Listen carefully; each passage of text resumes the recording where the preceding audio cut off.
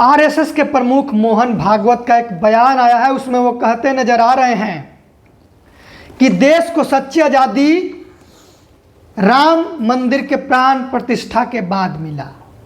इस बयान के बाद सियासी हलचल तेज हो चुका है। इस मुद्दे पर बातचीत करने के लिए हमारे साथ इस वक्त मौजूद है भीम आर्मी के जिला प्रवक्ता दीपक अंबेडकर जी। क्या कहेंगे? मोहन भागवत कह रहे हैं कि देश को सच्ची आज़ादी तब मिली जब अयोध्या में राम मंदिर का प्राण प्रतिष्ठा हुआ। मोहन भागवत, इन बयान से हम साफ साफ बोल सकते हैं कि मोहन भागवत राष्ट्रभक्त नहीं है, वह देशद्रोही है।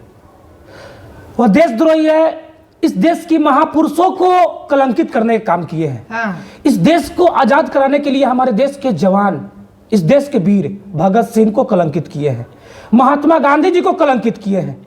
इस देश के लिए कुर्बानी हंसते हंसते अपने जान को बलिदानी देने वाले भगत सिंह, सुखदेव, राजगुरु को वो कलंकित किए हैं। हाँ। सुभाष चंद्र बोस को कलंकित किए हैं। हाँ। देश में जितने भी हमारे महापुरुष हैं उनके मान सम्मान को ये ठेस पहुंचाए हैं। कितना अभद्र बात बोले हैं कि देश को आजादी हाँ। राम मंदिर से मिला है, राम मंदिर की स्थापना से मिला है। हाँ। यह कितना अभद्रता है। इस देश के लोगों को सोचना चाहिए। हाँ। 15 अगस्त 1947 से लेकर आज तक हमारे देश में स्वतंत्रता दिवस मनाया जाता है।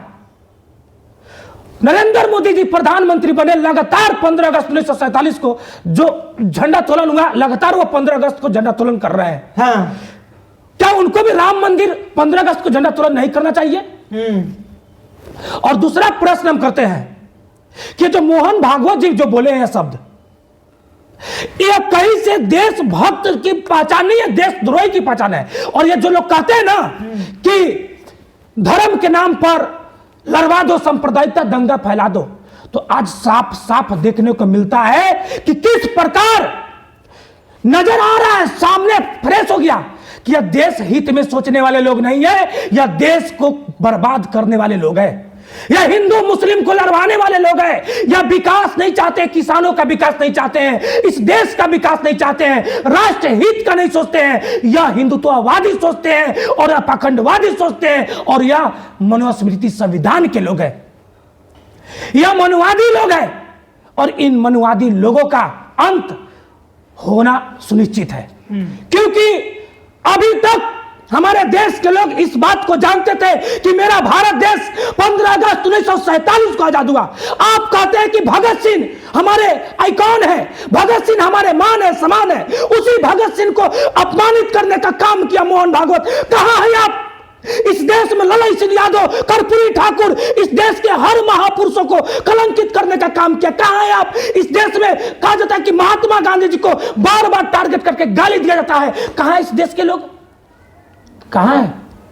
मोहन भागवत अगर यह शब्द बोले हैं तो क्या यह शब्द देश हित की है? यह शब्द देश हित का प्रश्न यहां उठता है कि क्या यह देश शब्द देश हित का है? और रहा बात राम मंदिर की, तो एक गाना सुने होंगे, गाना निकला हुआ था कि जो राम को लाए हैं हम उनको लाएंगे। सुने होंगे।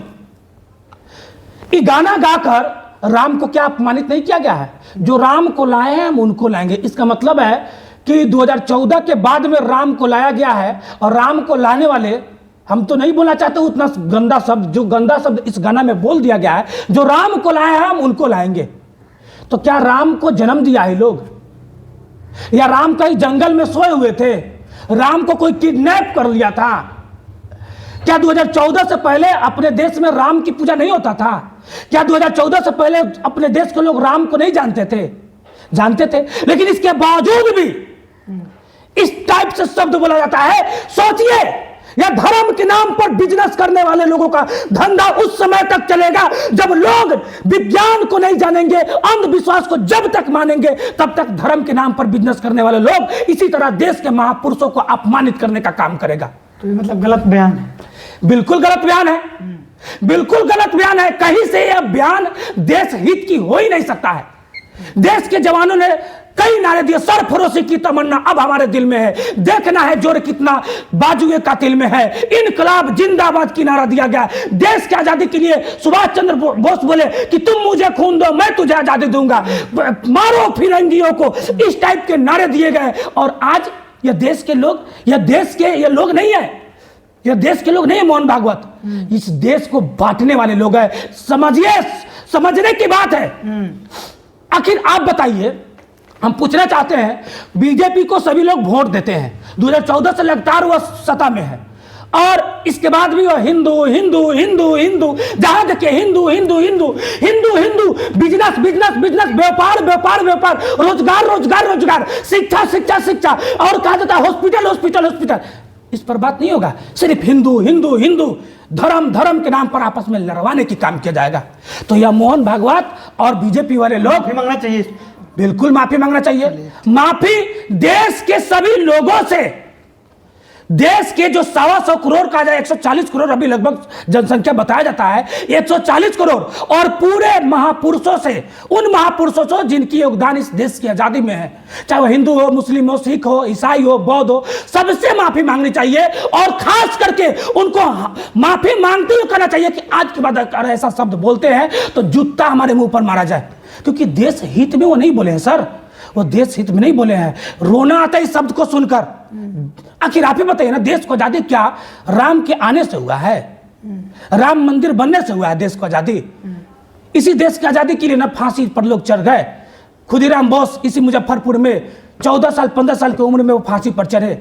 इसी देश की आजादी के लिए ना हमारे देश के महापुरुषों ने जान दिए, इसी देश के आजादी के लिए ना। और ऐसे ऐसे लोग बोलते हैं कि देश को आजादी राम मंदिर से मिला है। तो अब लोग बताएंगे कि राम मंदिर से देश को आजादी मिला है या देश को आजादी 15 अगस्त 1947 को मिला है।